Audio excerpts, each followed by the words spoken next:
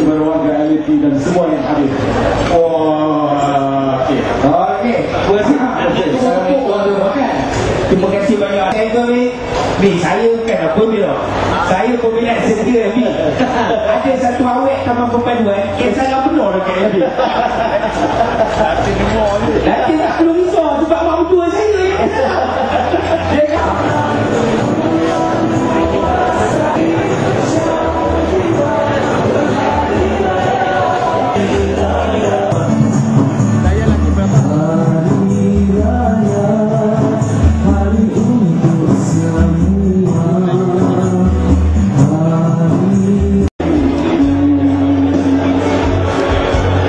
Mereka daripada Persatuan Ibu-Ibu Tunggal, Rumah Sri Kenangan Tulu Kinta, Anak-anak Yatim Bakit Bandar Meru Raya, Akademi Ikatan Muslimin Mahat Tafiz Jalan Datuk Syarif Ipoh, murid-murid Sekolah Rendah Kebangsaan Sri Ampang, penuntut-penuntut Politeknik Tunku Umar, untuk diraihkan bersama.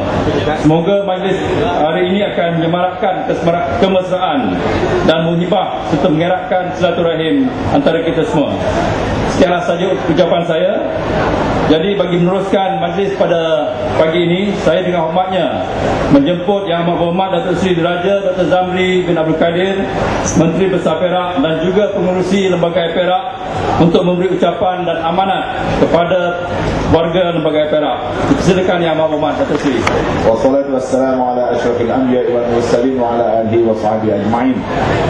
Saya hormati Datuk Yusof laku yang bertindak sebagai pengacara majlis dan juga CEO kita yang berhormat mantan Menteri Besar kita yang kita kasihi dan Datuk Seri Tanjung Rosli Ghazali, untuk mengucapkan selamat menyambut Hari Raya Aidilfitri kepada tuan-tuan dan puan-puan pada hari ini, kerana ini merupakan satu upacara yang sangat-sangat kita raikan di negara kita dan juga khususnya di negeri Perak kita ini.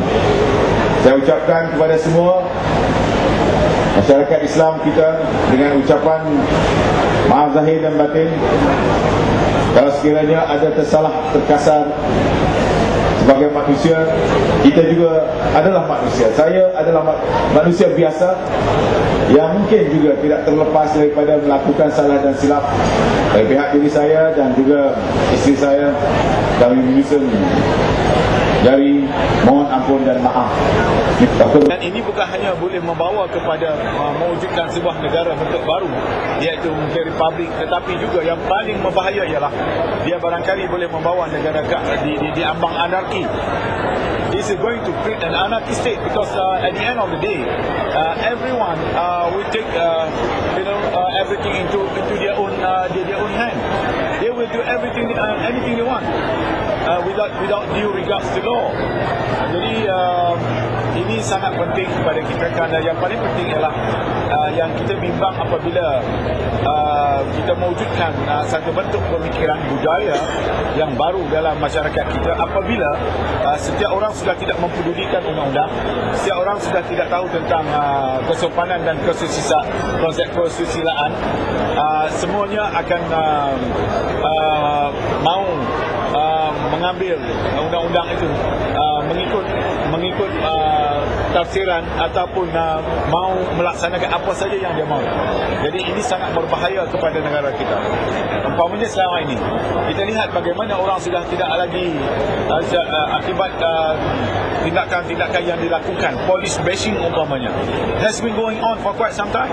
It is not something new, atas alasan bahawa polis korup lah, polis tidak boleh menjaga keamanan lah, polis itulah, polis ini, dan akhirnya akan sampai ke satu tahap di mana dalam pemikiran rakyat akhirnya orang sudah tidak lagi menghormati peraturan dan undang-undang, orang tidak lagi menghormati polis dan sebagainya.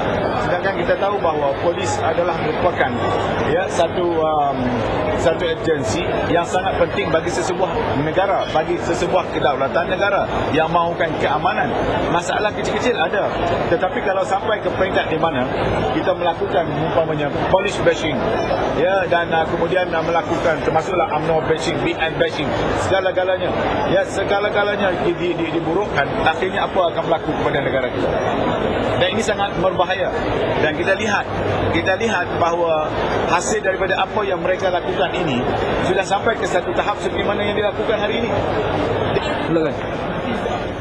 Hari ini kita mengadakan jamuan Buka Hari Raya Aidilfitri Lembaga Perak yang diadakan di pekarangan Padang Polo.